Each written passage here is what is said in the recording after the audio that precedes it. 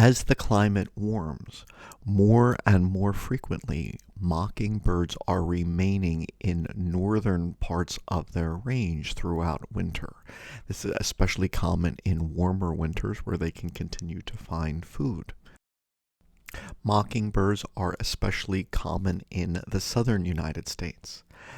This bird here was photographed in the Everglades during the winter. Some southern birds during the winter will then migrate to northern parts of their range and breed there. The mockingbird was actually the first bird which was chosen as a state bird in 1927 in the state of Texas. Texas was the first state to adopt a state bird, and it was the mockingbird. And Arkansas, Florida, Mississippi, and Tennessee have also chosen the northern mockingbird to be their state bird.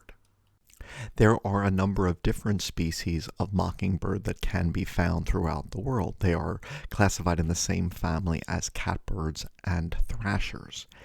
Interestingly, there are diverse mockingbird species in the Galapagos Islands.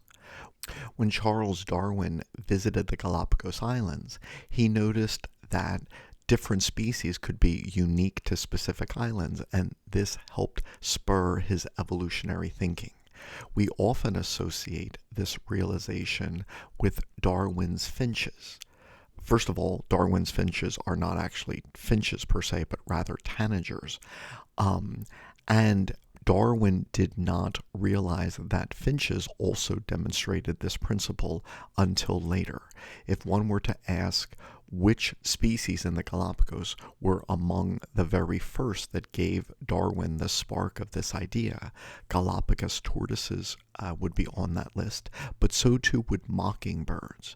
So the different species of mockingbirds which could be found on different Galapagos islands were significant in helping give Darwin the first hints of his later theory of natural selection and evolution.